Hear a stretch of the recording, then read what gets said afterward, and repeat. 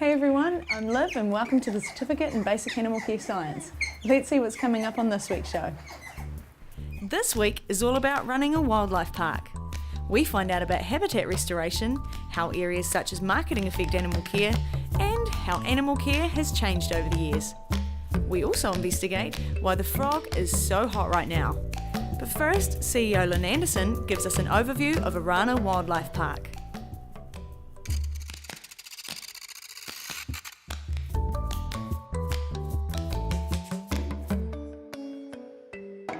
To tell you a little bit about the history of the park, back in 1970 a group of 6 really keen people got together and their dream was to have a major wildlife park for Christchurch. Their dream became a reality in 1976 when the park opened with just over 20 animals at that stage, representing only a few species.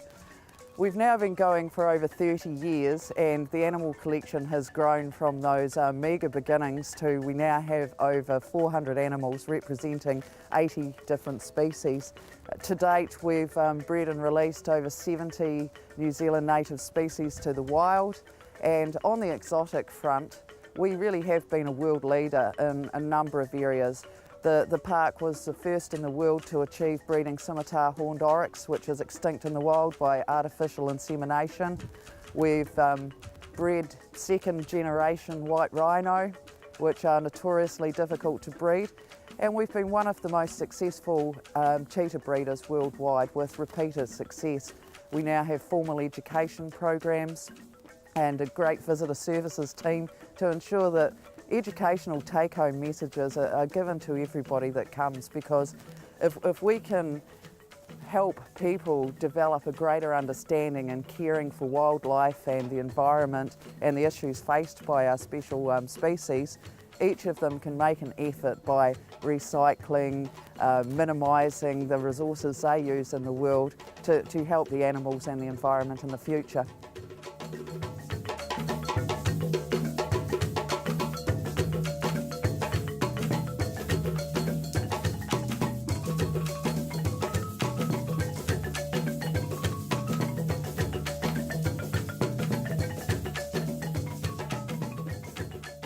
There is a lot on offer at Orana Wildlife Park. First of all, we've got the fabulous animals, both from all over the world and from New Zealand as well. A lot of endangered species that you can get up close to. We've got fabulous encounters to connect people with wildlife. But what's really important is the great conservation work that we're doing. We've now released 70 New Zealand native birds back into the wild that have been bred here.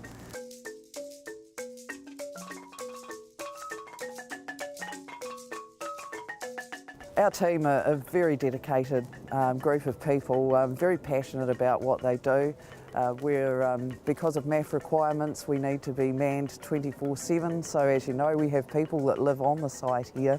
A great team of people to work with. We're all very passionate about the wildlife and what we do. We certainly encourage our staff to get involved with all matters wildlife, not just in what they do at the park, but also within the industry and outside the park.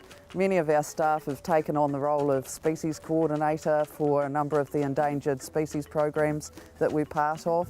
Myself, I've got very involved in industry activities, and I'm the chairperson of the New Zealand branch of the Zoo Association and represent us regionally in Australasia. The words of wisdom I'd like to give to people who would like to work in this field is you need to love what you do, and before you decide what you're going to do with your life, ask at a zoo if you can do a couple of days work. Find out what it's really like, because often zookeeping can be glamorised. People imagine keepers swanning around all day looking after beautiful, exotic, endangered species, but there is a lot of hard work involved. It's not for everybody. It's something that you've really got to have in your heart and that you really want to do with a passion, and so ask at that zoo if you can volunteer for a couple of days and find out what it's all about before you make your lifelong decision. Starting with keepers, first of all, attitude is really important.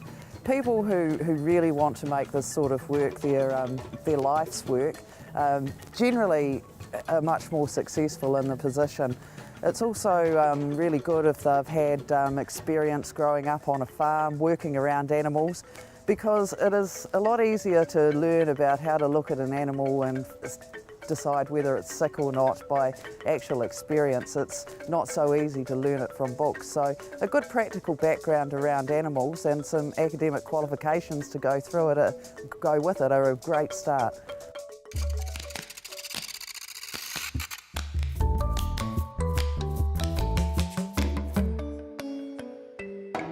Nathan, tell me about any previous education you have and how you got into being the marketing manager for Orana. I started here as actually working with functions and group tours and literally fell into the marketing role.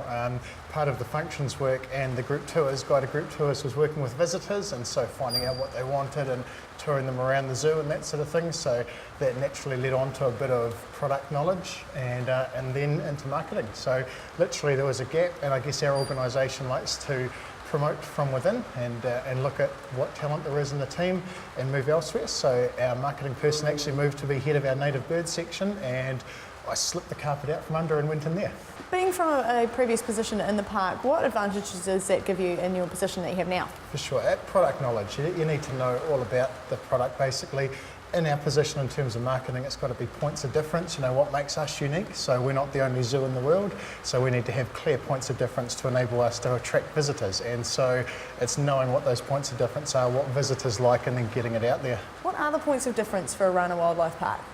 Oh, we've got heaps. I mean, basically, we're New Zealand's only open range zoo, so we have animals in nice big open exhibits, and we know people like to see that, but we also know that they're not happy with seeing specks in the distance. They want to be entertained. We operate in the entertainment industry, so we have to deliver on that. So we've got the 16 feeds that happen all throughout the day that enables people to see the animals up close, but within those, we've got some really cool encounters, like being able to hand feed the giraffe, meet the rhinos up close, seeing the cheetah sprint, and of course our unique lion encounter where people can travel through the reserve and see the king of beasts up close. What we're going to do is head on out. Please, there'll be cats on the side, on the roof. Please refrain from trying to touch them. Whatever goes through the wire they keep, including camera lenses. So if you just keep yourself pretty well braced too, in case they've got to stop in a hurry. So just keep your feet underneath yourself. We don't want anyone hitting the ground, sliding around. And enjoy.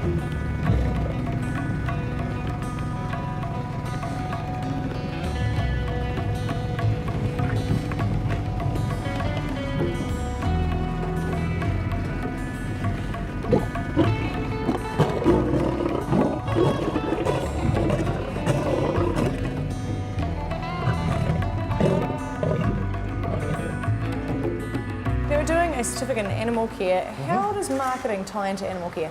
Well, basically everything we do here relates to the animals. I mean, they're our product, aren't they? So obviously there's that delicate balance. From our point of view, we're wanting to provide immersing experiences for the visitors, but we have to balance that with animal care. So, for example, even if we wanted to do the lion encounter all day long, we can't do that because there's animal welfare issues that need to be considered for that. So that's the balance for us, is meeting that happy medium. I guess it's the balance between conservation and commercialism in some degree, Obviously we can't operate facilities like this without people through the gate and without money, but at the same token, we need to be wary of the animals as well, and animal welfare is our top priority. Animal welfare, you guys work with a lot of different groups. You're a charitable trust. Funding comes strictly from public, I suppose.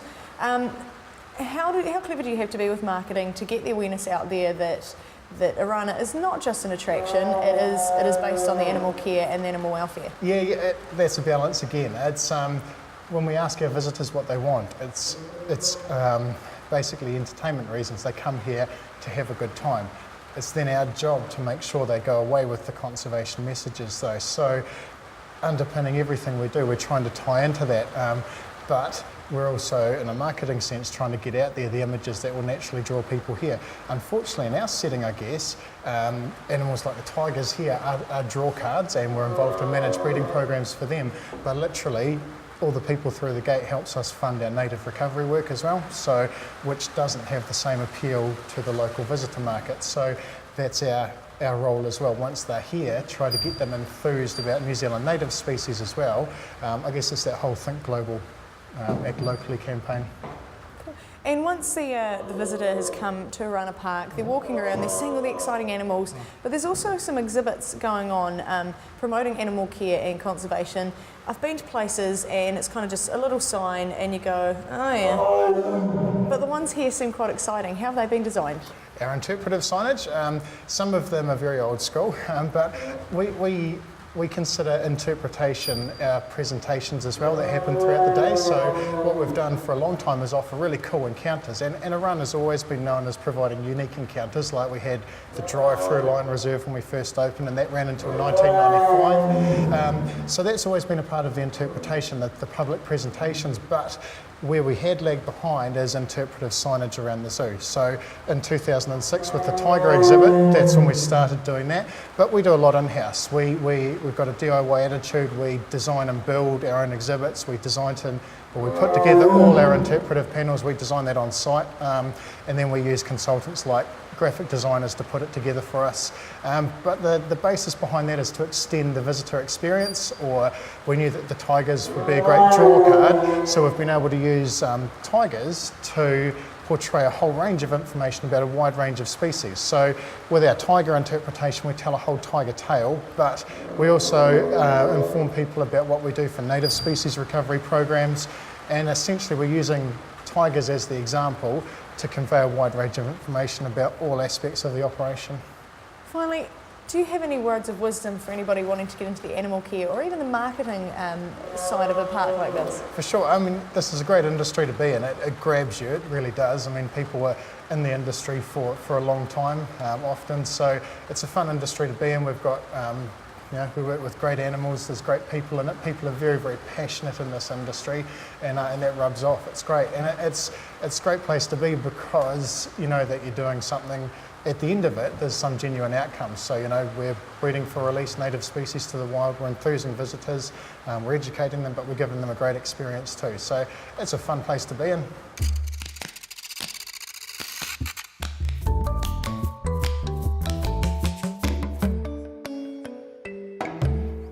What are the conservation efforts of Orana Park? Well, other than our breed for release programs with native birds and reptiles, and of course advocacy and education and research that we're involved in, we also take habitat restoration quite seriously. We're blessed as an open range wildlife park rather than being a city zoo. So one thing that we have in abundance is land, and another thing that we've got is a natural water table. So here we are positioned in one of our moats. This moat has been constructed by digging out the gravel down to the water table, and of course then the water fills the hole. And we use moats to keep a lot of our hooved animals in their enclosures without creating visual barriers. So it looks nice and natural for our visitors, and the animals quite like it as well. They don't feel enclosed as much. And how important is that for the likes of the breed and release programs? This is habitat that wouldn't have been in Canterbury. We've got the braided river just over there, and the rest would have been swamp and plains and forest, actually probably originally before man got here. So we've created like a series of lakes which has brought in a lot of wildlife.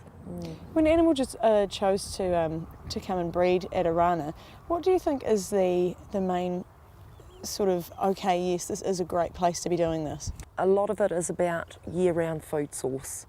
I can give you a really good example, I hope it is anyway, but about 5 years ago we started getting one vagrant bellbird would visit the park for about 2 or 3 days a year, and it was always this incredible buzz. You'd hear it on the radio, oh Tara, there's a bellbird, it's down at the giraffe, come and listen to it. So off I'd go and listen to the wild bellbird, and it may not sound much to you, but for somewhere that never had bellbird for many, many, many years because there was no habitat for them, it was actually an incredible thing for us. So anyway, late autumn this year, a pair of bellbird moved in to Orana, and every day I expect them to be gone, but every day I hear them still. They've been here for nearly 5 months now.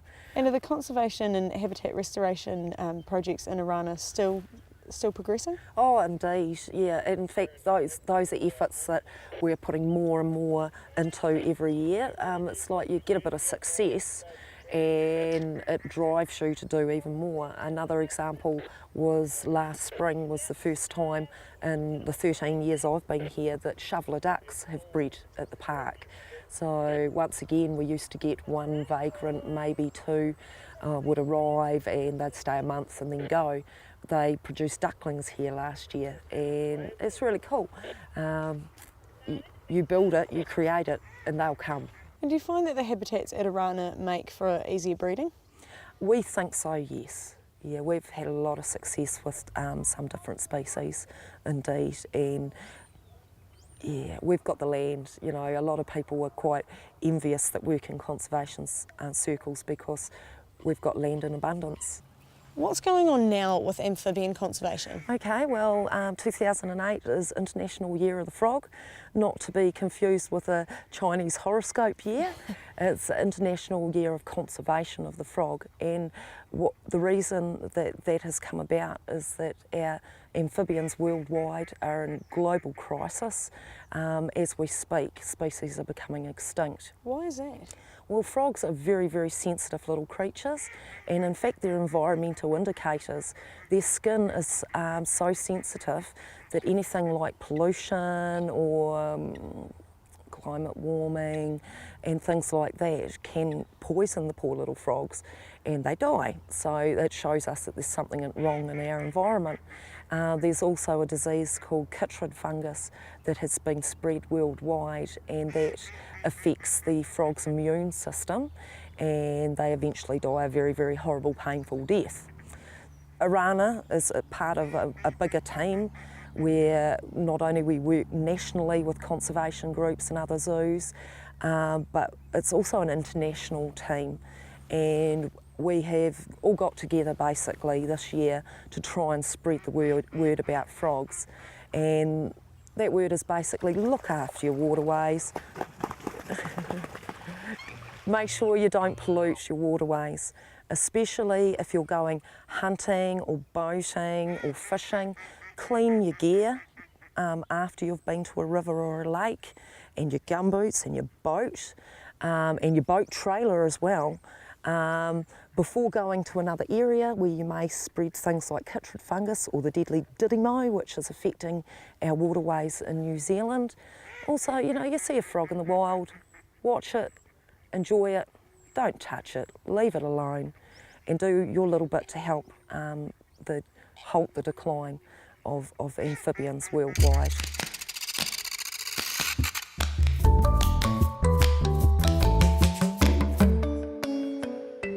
2008 is the Year of the Frog, and this is an initiative that was started by the IUCN and WAZA. IUCN is the World Conservation Union, WAZA is the World Association of Zoos and Aquaria, and it's to raise public awareness of what's happening to frogs, where they're going and why they're disappearing, and also to raise money so that zoos and other similar facilities can actually develop facilities called the Amphibian Ark, where we can take these animals out of the wild, keep them in captivity until we find out what the problem is, and then hopefully release them back out once we've addressed the problem in the first place.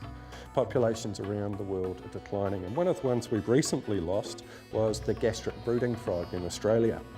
Now, while almost every school child would be able to tell you about the tadpole phase and the life cycle, these were very, very special frogs. They laid the eggs, the male would fertilise them, the female would then swallow the eggs, and all of the gastric function in her stomach, all of the juices, all of the digestive processes would stop, and she'd gestate the eggs inside her stomach. Then when they hatched, she'd open her mouth and a little tiny froglet would crawl on out of her mouth and go off and start its own life. Now that has huge significance for humans, because being able to switch off digestive function like that has amazing potential for treating ulcers and all sorts of gastric complaints. But that's something we're never going to find out just how good it is, because that species has become extinct already. Many others, almost the entire class of amphibians, 6,300 species, are currently facing extinction. Until we know more definitely what's behind the decline, and there's lots of ideas, and in fact the best idea has been described as murder by 1,000 cuts.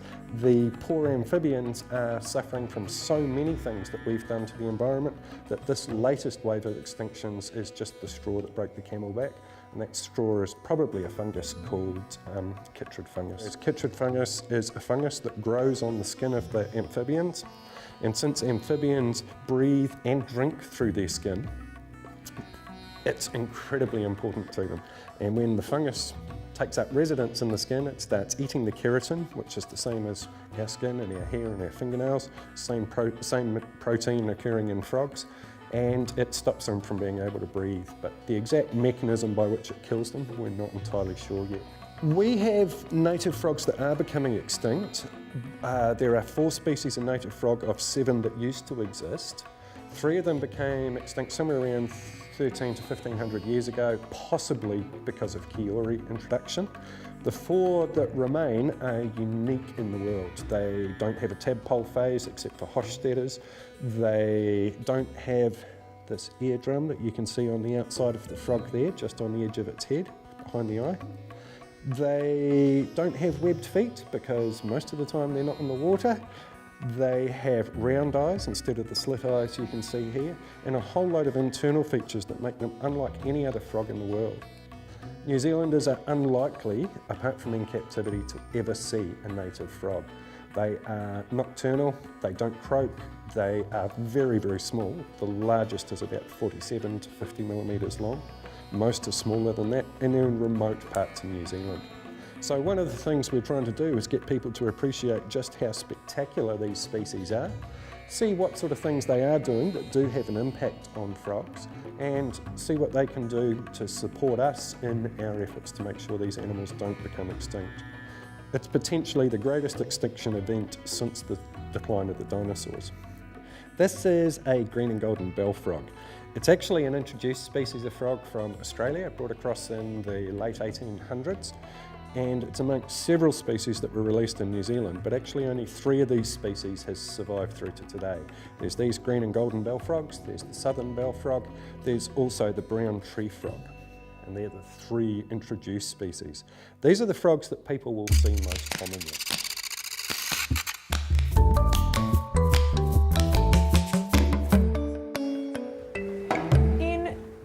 Experience in animal care before coming to Orana Wildlife Park? Yeah, basic animal care, well, farm animal care. So I'd worked on farms for my father, and then at Lincoln College for 4 years before coming here. And how's animal care changed over the 28 years that you've been here? The zookeeping, whole concept of the zookeeping has changed a lot. In fact, in the early days, all we did was put your animals outside, clean the exhibits, feed them, put them away again. Now it's way more intense. The level of care and all that sort of thing has lifted a lot. It's a lot more intense, so we do a lot more work training and conditioning animals. You're the collections manager now. What were you doing when you first came here? When I first started, I used to work on weekends, so I used to do silly things like do pony rides and clean things and sit on the lock gates at the Lion Reserve for most of the day. When I went full-time in 1980, it was just treated as a junior keeper, so just the day-to-day care of animals.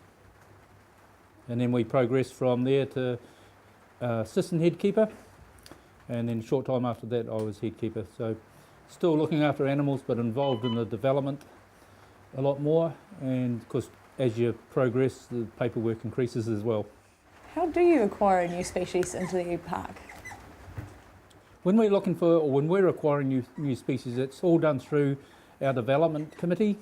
So we all have ideas, what would suit us, and we also know what animals are available. So among the group, we would decide, well, that would be a nice animal to have, and we know that they are available. So you put in your application to your stud book keeper, and when there's animals available, you acquire them. Well, we're sitting with the otters. They're coming over to me. Using them as an example, what are the requirements for breeding and for acquiring a new species? Well, a lot of for designing this exhibit, for example, prior to us getting the otters, You look around at other, because we all visit other zoos all the time, so you see, well, they've got a cool exhibit, and but there might be aspects of it that you don't like. So everyone pulls their ideas of what they've seen, so they might like an otter exhibit at a certain institution. So we put all those bits and pieces together and make something that works for us. So Ian, there has been a lot of talk that a lot of animals in captivity are quite hard to get into the breeding process. So why isn't there just an artificial insemination program?